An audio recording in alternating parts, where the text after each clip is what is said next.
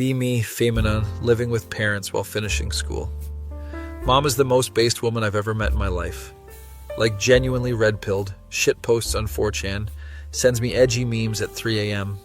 Dad is the complete opposite, total soy Reddit cuck, Marvel Funko Pop collection, says heckin' good doggo, posts on wholesome memes unironically. Mom constantly roasts him, and he just takes it with a smile. One day I'm in the kitchen with Mom making dinner. She's telling me about how she destroyed some feminist on a thread earlier. Mom, serious question. What's up? Why did you marry Dad? You two are like complete opposites. She stops chopping vegetables and gets this look on her face. Honestly, out of pity initially. What? Explain please, because that sounds insane. She laughs. Your dad asked me to prom senior year. No other girl wanted to go with him because he was awkward and nerdy. And you said yes out of pity? Yeah, I felt bad for him. He was sweet and nobody gave him a chance. But you're still married like 25 years later?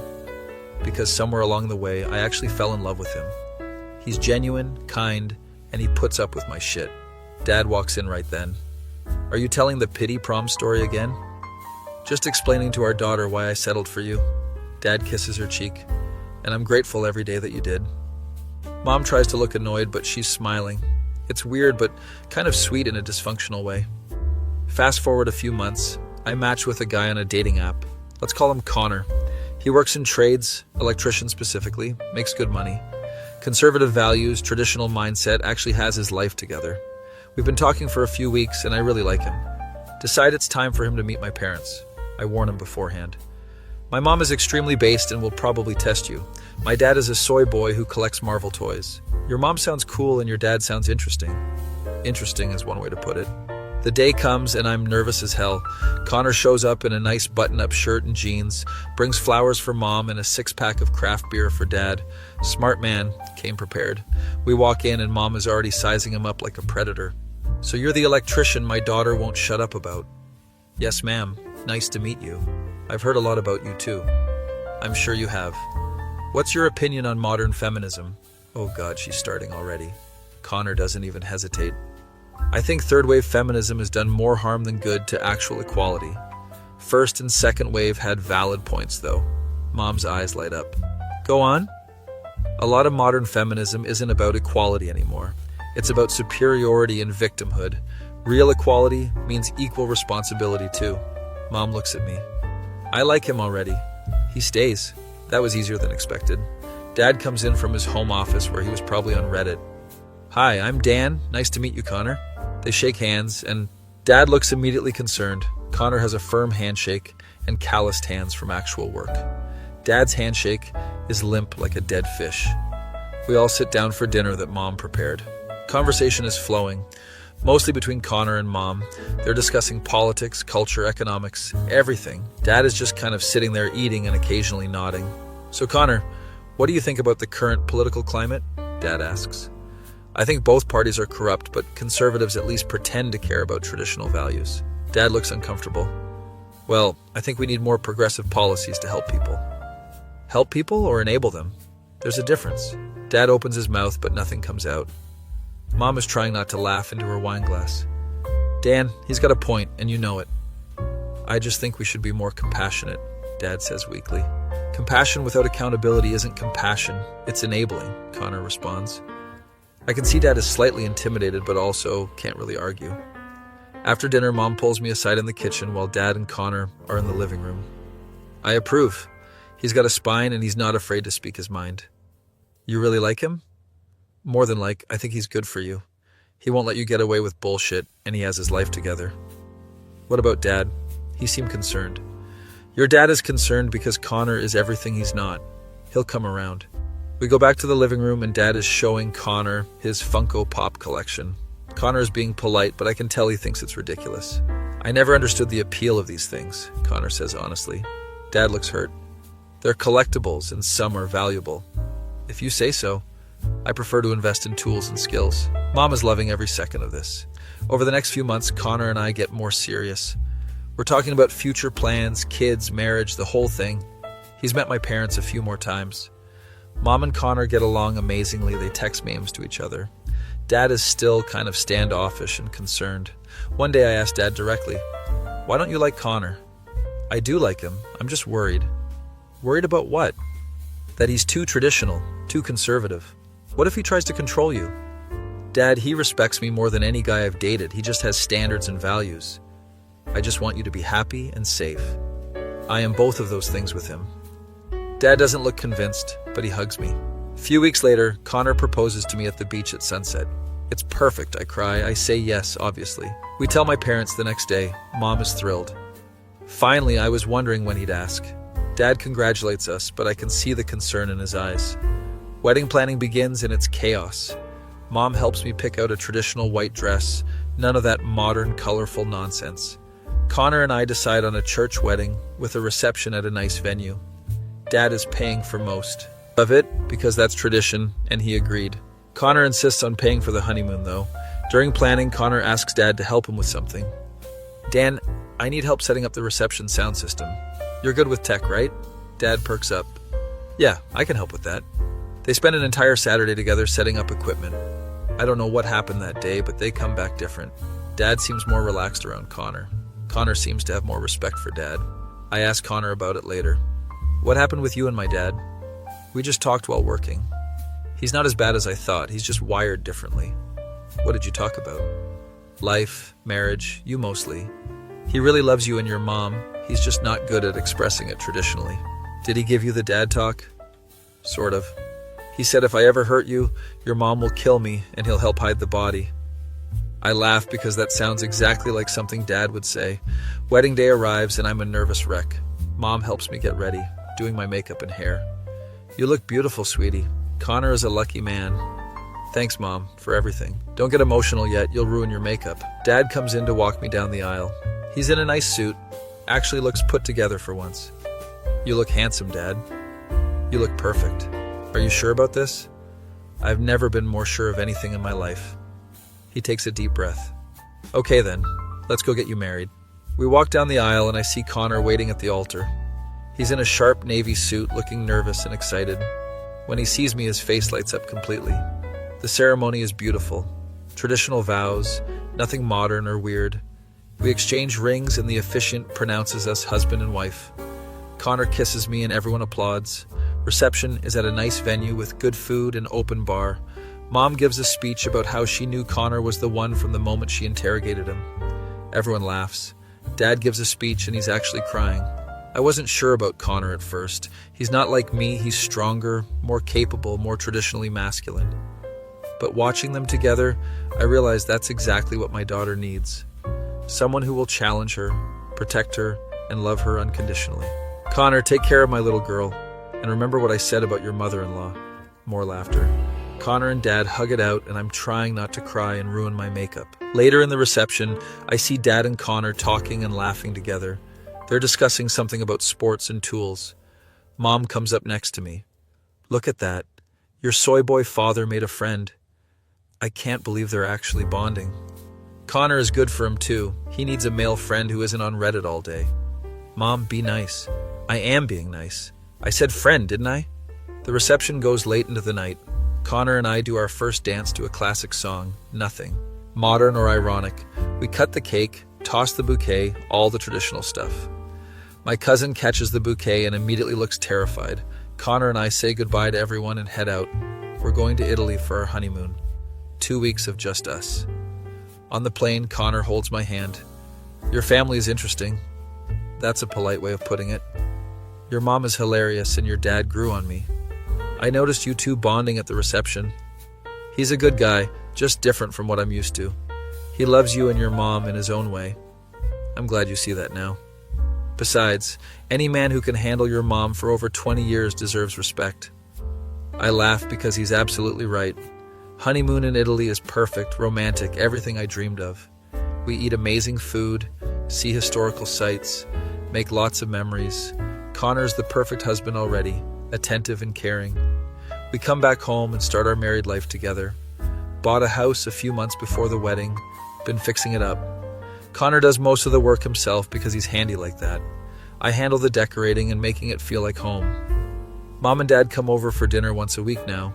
Connor and Dad have actually become friends. They hang out sometimes. They go to hardware stores together, watch sports, work on projects. Mom is thrilled. I told you he'd be good for your father. I can't believe Dad has a male friend now. Your father needed someone to get him out of the house and off Reddit. One weekend, Connor and Dad are building a deck in our backyard. I'm inside with Mom having coffee and watching them work. Your dad is actually good with his hands when he tries, Mom observes. Connor is patient with him, teaching him stuff. That's what men do. They bond over building things and not talking about feelings. You're such a boomer, Mom. Millennial, actually, but I'll take it as a compliment. We watch as Dad accidentally hits his thumb with a hammer. Connor hands him ice and shows him the proper grip. Dad is actually listening and learning. I never thought I'd see the day, I say. What day? The day my soy boy, Reddit Dad, learns traditional masculine skills. Mom laughs. Connor is slowly turning him into a real man. It's beautiful to watch. You're terrible. I'm honest. There's a difference. A few months into marriage, life is good and stable. Connor works hard, provides well, comes home to me every day. We're talking about starting a family soon. I bring it up with Mom one day. Connor and I are thinking about having kids. Good. Don't wait too long. Your biological clock is ticking. Very subtle, Mom. I'm not here to be subtle. I'm here to be right. And I'm always right. Dad is excited about the idea of being a grandpa. He's already planning to teach his future grandkids about superhero movies. Connor has different plans. Our kids are going to learn real skills, not about fictional characters. Dad looks slightly offended but doesn't argue. Mom just smiles. This is going to be interesting. Connor and Dad continue their friendship over the following year. They built the deck, fixed my parents' fence, renovated part of Dad's home office. Dad is actually gaining practical skills and confidence. Mom says he's becoming less insufferable, but she still loves him. One day we're all having dinner at our house. Dad and Connor are discussing politics and actually agreeing on some things. Mom looks at me and mouths, "What timeline is this?" I shrug because I don't know either. Dad has slowly become more moderate, less soy, more grounded. Connor's influence on him has been significant. After dinner, Dad pulls me aside. "I need to tell you something." "What's up, Dad?" "I was wrong about Connor. He's exactly what you needed and honestly what I needed too." "What do you mean?" "I never had a strong male friend before. Someone who challenges me and teaches me things. Connor does that. I'm glad you two are friends now." "Me too. He's made me a better person and I see how happy he makes you." We hug and I'm getting emotional again. Meanwhile, Connor and Mom are probably sharing edgy memes in the living room.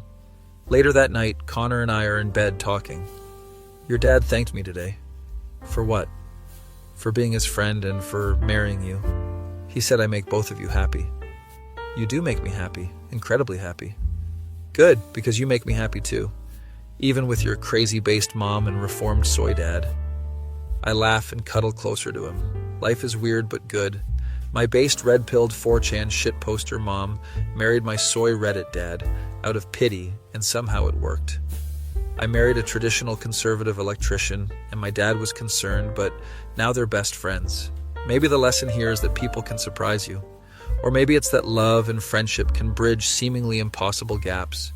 Or maybe it's just that my family is absolutely insane, and somehow it all works out. Honestly, it's probably all three. A few years later, we have our first kid, a boy. Name him after my grandfather, traditional strong name. Mom is thrilled. Finally, a grandson to pass on the base genes. Dad is also thrilled, but in his own nerdy way. He immediately buys the baby a tiny Spider-Man onesie. Connor allows it because it's from Grandpa, but our son won't be raised on soy. Dad and Connor take turns holding the baby. It's surreal seeing them both so gentle and happy. Mom is taking pictures and posting them with captions like "Evolution of the Modern Man." I'm exhausted from giving birth, but also incredibly happy. My family might be dysfunctional and weird, but they're mine. Connor kisses my forehead. We did good. Yeah, we really did. Dad is showing our son the Spider-Man onesie. One day you'll understand why this is cool. Connor shakes his head, but he's smiling. Mom just rolls her eyes. Dan, the baby is 2 days old. Never too early to start his education. This is my life now, and honestly, I wouldn't change it for anything. My based mom and soy dad somehow made it work. Connor and I are making it work. Dad and Connor made their unlikely friendship work. Maybe that's what life is about. making unlikely things work through love and patience. Or maybe I'm getting too philosophical because I haven't slept in 48 hours. Probably the second one. But either way, I'm grateful for my weird, dysfunctional, perfect family. The electrician who my dad was concerned about is now his best friend and my husband. The mom who married out of pity is now giving marriage advice to everyone. The soy dad who collected Funko Pops now builds decks and fixes fences. And me, I'm just here watching it all happen and loving every minute. My face. When my base mom roasts my soy dad daily, but they've been happily married for decades. That feel when your conservative tradesman husband and your Reddit dad become best friends and restore your faith in unlikely connections. Be me, your mom, sitting here in 2025 watching you stress about your marriage and life. You want to know how your soy dad and I actually got together? Buckle up, kiddo. This is going to be a long story. Let me take you back to 1997, the year I was a senior in high school. Things were different back then. No smartphones, no social media, just pure chaos. I was basically the same person I am now, just without 4chan to post on because it didn't exist yet. I had the same edgy humor, the same no-nonsense attitude, just expressed it differently. Spent my time on IRC chat rooms and early internet forums, roasting people. Had a GeoCities page that was basically shitposting before shitposting, had a name. Anyway, senior year, spring semester, prom is coming up. I'm not really interested in going because high school dances are cringe. But my friends are pressuring me to go because it's our last prom and all that sentimental garbage. There's this guy at school, let's call him Brad because of course that was his name. Typical 90s jock, varsity football, slicked back hair with way too much gel, probably showered in Drakkar Noir, wore his Letterman jacket everywhere like it was a personality trait. Brad had been hitting on me for months, would not take a hint. Hey baby, you should come to my party this weekend. Hey gorgeous, let me carry your books. You know you want to go to prom with me. I rejected him every single time because he was insufferable. He was good looking, sure, but dumber than a box of rocks and arrogant as hell. Thought every girl should be grateful for his attention. Meanwhile, there's your dad. Let's call him Dan because that's his actual name.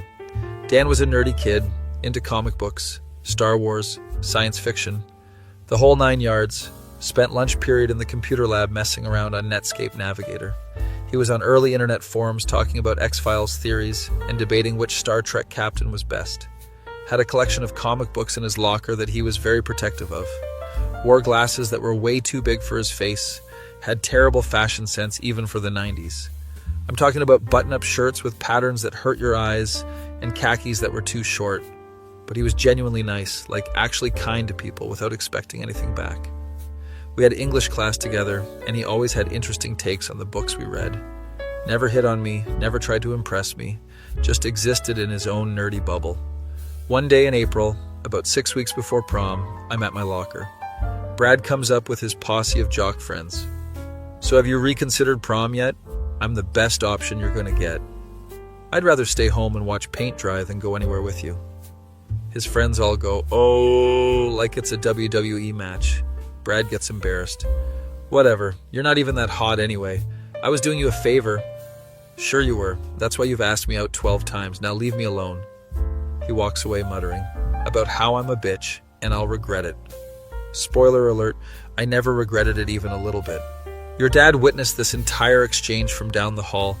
Later that day in English class, he passes me a note.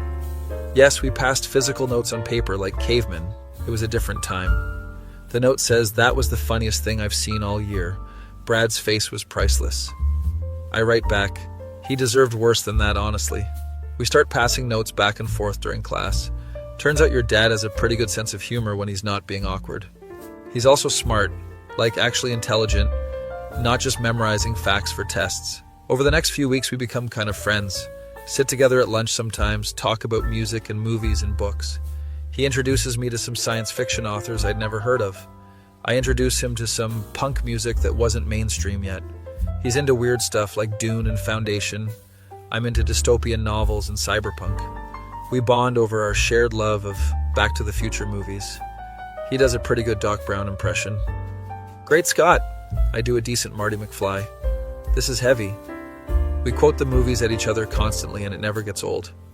One day, 3 weeks before prom, your dad is at his locker looking stressed.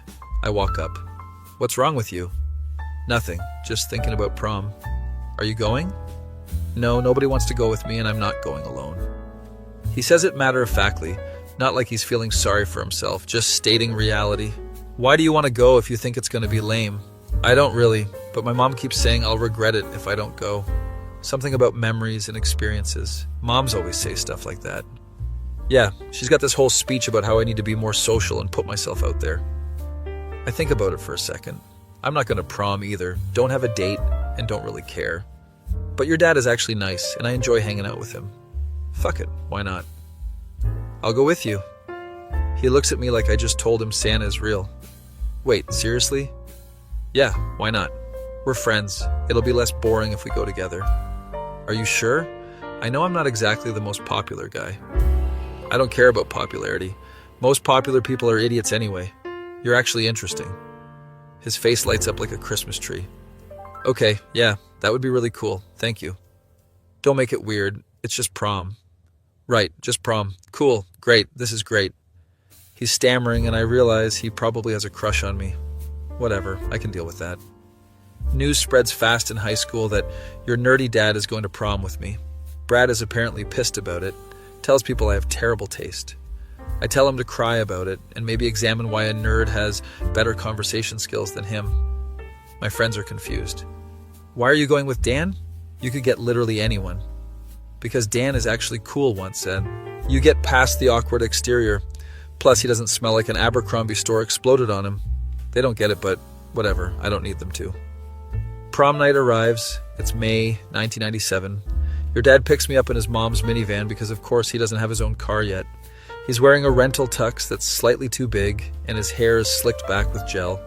He looks like he's playing dress-up, but in an endearing way. He brings me a corsage. It's pink roses, actually pretty nice. You look really beautiful, he says nervously. Thanks, you clean up okay yourself. My parents take photos on our porch with an actual camera that uses film. My dad, your grandfather, is being typical protective dad. Have her home by midnight. Your dad nods vigorously. Yes, sir, absolutely, sir. My mom is smiling because she can tell your dad is harmless. We drive to prom in the minivan listening to the radio. Thank you again for doing this, he says. Stop thanking me, we're going to have fun. I just know this probably isn't your scene. It's not, but I'd rather be here with you than at home watching TV alone. He smiles at that. We get to prom. It's at a hotel ballroom, very fancy for teenagers. Decorations are over the top, there's a DJ playing 90s hits, everyone is dressed up. We walk in and immediately people are staring. Brad is there with some cheerleader. He's glaring at us from across the room. Ignore him. He's just mad that you have better taste than his date, I say. Your dad laughs nervously. The night is actually fun. We dance to some slow songs. Your dad is awkward, but trying his best. He steps on my feet twice, but apologizes profusely each time. I'm not good at this, he admits. Nobody is good at slow dancing. We're all just swaying and hoping for the best. We dance to some upbeat songs. He's got no rhythm, but he's enthusiastic. I'm laughing because he looks ridiculous, but he doesn't care. You're actually fun when you let loose, I tell him. I don't usually let loose. This is new for me. You should do it more often. Halfway through the night, Brad comes up to us while we're getting punch. Enjoying your pity date? He says to your dad. Before your dad can respond, I step in. Enjoying being a walking cologne commercial with the personality of a brick? Brad's date giggles and he shoots her a look.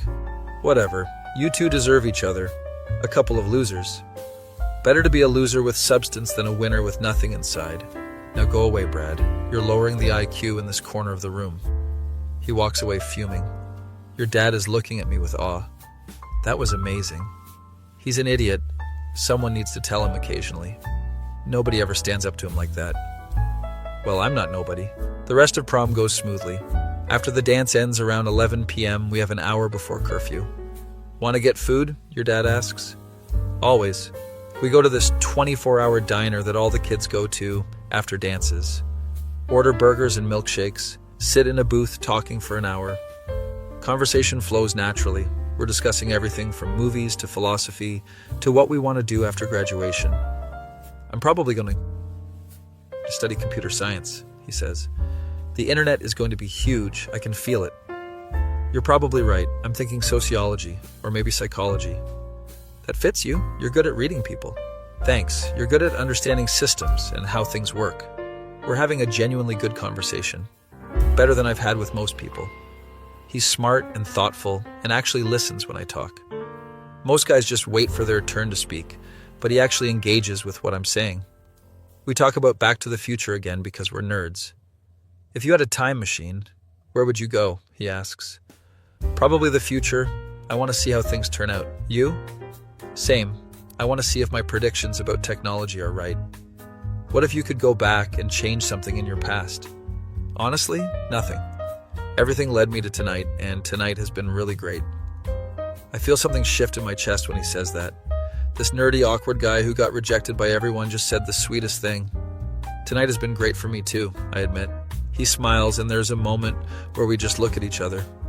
The waitress breaks the moment by bringing our check. Your dad pays for both of us, even though I offer to split it. My mom said I should pay for the date, he explains. This is a date? He panics. I mean, not if you don't want it to be. I just meant like the evening, the outing, not like a romantic, Dan, relax. It can be a date if you want it to be. Really? Yeah, really. This has been the best time I've had in months. Me too. Best night of my life, honestly. He drives me home and walks me to the door. Classic 90s prom night scene playing out. Thank you for tonight, he says. You made prom actually fun. Thank you for being good company. There's an awkward moment where he doesn't know if he should try to kiss me. I make the decision for him and kiss him on the cheek. His face turns bright red. Oh, wow. Okay, that's great. Good night, Dan. See you Monday. Good night. This was great. Really great. I'm going to stop saying great now. I laugh and go inside. My parents are still up waiting for me. How was it? My mom asks. Actually really fun. Dan is sweet. Are you going to see him again? My dad asks suspiciously. Probably. We're friends. Over the next few weeks before graduation, your dad and I hang out more. We study together for finals, go see movies, just spend time together. Nothing official, just two people enjoying each other's company. Graduation happens, we both walk across the stage, throw our caps, all that ceremonial stuff. Summer before college, we keep hanging out. He gets a job at a computer repair shop, I work at a bookstore. We see each other a few times a week, it's casual and easy. One night in July, we're watching Back to the Future at his house. His parents are out for the evening. We have the living room to ourselves. We're sitting on the couch, and he puts his arm around me during the movie. Bold move for him, I'm impressed. I lean into him and we just watch the movie like that. When it ends, he looks at me nervously. Can I ask you something? Sure. Are we dating? Like officially? Because I'd like to be dating you officially, if that's okay. It's the most awkward confession ever, but it's also genuine and sweet. Yeah, we're dating. Have been for a while now, you just didn't realize it. Oh, good. I was worried I was misreading signals. You're terrible at reading signals. But yes, we're together. He kisses me, and it's clumsy but nice. We date through the summer and decide to go to the same university. Different majors, but same school. We can still see each other. College years are good. We grow together, figure out who we are. He gets really into online forums and chat rooms, spends hours debating Star Trek episodes. I find IRC channels and early internet communities where I can be sarcastic and edgy. We balance each other out, he softens my edges, and I sharpen his confidence. After college, we move in together. Both get jobs in our fields. He's doing IT work, I'm working in social services. We get engaged in 1999, married in 2000, small ceremony with family and friends. Brad shows up to our 10-year reunion in 2007, divorced and working a dead-end job. Your dad and I show up together, happy and stable. Brad tries to talk to me. Hey, long time no see? Not long enough, I respond and walk away. Your dad high-fives me later. Around 2005, your dad discovers Reddit and becomes obsessed. Suddenly he's on there all the time, posting about technology and movies and random stuff. It's like forums, but better organized, he explains. I check it out, decide it's too wholesome and moderated for my taste. Then in 2003, 4chan launches, and I find my people. The edgy humor, the chaos, the complete lack of filter, it's perfect. I become a regular on several boards, shitposting and roasting people. Your dad thinks 4chan is too mean. Why would you want to be on a site where everyone is awful to each other? Because it's funny and honest. Reddit is fake nice, 4chan is real mean. I prefer real. We have this dynamic where he's wholesome Reddit guy and I'm edgy 4chan woman. Somehow it works because we respect each other's differences. Around 2010, Funko Pops become a thing and your dad starts collecting them. They're collectibles, he says defensively when I make fun of him. They're plastic toys for adults who never grew up. You spent 3 hours on 4chan yesterday arguing about anime. That's different. I'm building community. By calling people slurs when in Rome. We have a kid, that's you, and we're both excited and terrified. Your dad is a good father, patient and kind, teaches you to be curious about the world. I'm the bad cop parent, teaching you to question everything and not take shit from anyone. We balance each other in parenting like we do in everything else.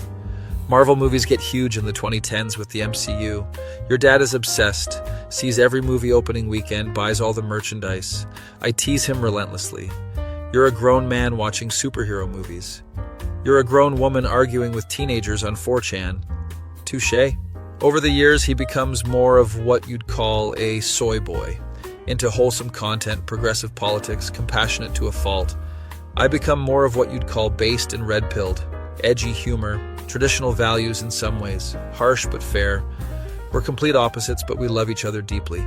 Because here's the thing, kiddo, I didn't just marry your dad out of pity. Yes, that's how it started. I felt bad that no one wanted to go to prom with him. But somewhere between that first dance and now, I fell completely in love with him. He's kind when I'm harsh. He's patient when I'm quick to judge. He's soft when I'm hard. He makes me better, and I make him stronger. We've been married 25 years now, and I'd do it all again.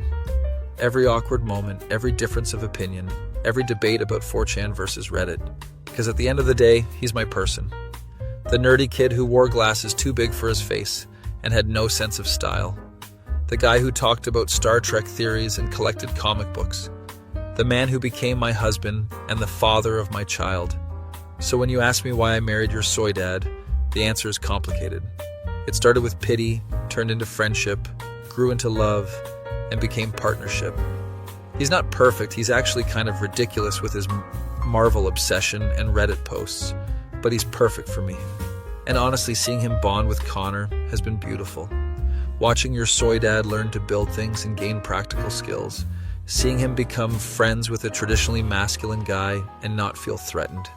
That's growth. That's maturity. That's what 25 years of marriage teaches you. You can be different from someone and still love them completely. You can mock each other relentlessly and still respect each other deeply. You can be a 4chan shit poster married to a Reddit wholesome poster and make it work. Because love isn't about being the same, it's about choosing each other every day. Even when he's annoying me with his Funko Pops and I'm annoying him with my dark humor. Even when we disagree about politics or parenting or what to watch on TV, we choose each other every single day for 25 years. So yeah, I married your dad because I felt sorry for him initially, but I stayed married to him because he's the best decision I ever made. And now watching you build your life with Connor, seeing your dad bond with his son-in-law, it all comes full circle. The awkward, nerdy kid from 1997 became the man who walked you down the aisle. The edgy girl who rejected the jock became the mother-in-law who approves of traditional values. Life is weird and wonderful and unexpected, just like that night in 1997 when I said yes to prom out of pity. Never could have predicted it would lead to this. 25 years, one kid, countless arguments about internet culture, and infinite love. That's the story of how your soy dad and your based mom got together. And honestly, I wouldn't change a single thing. Except maybe his Funko Pop collection. That could be smaller. But everything else? Perfect. My face. When the nerdy kid I took to prom out of pity became the love of my life and father of my child. That feel when 25 years later, you're still in love with the same awkward guy who quoted Back to the Future on your first date.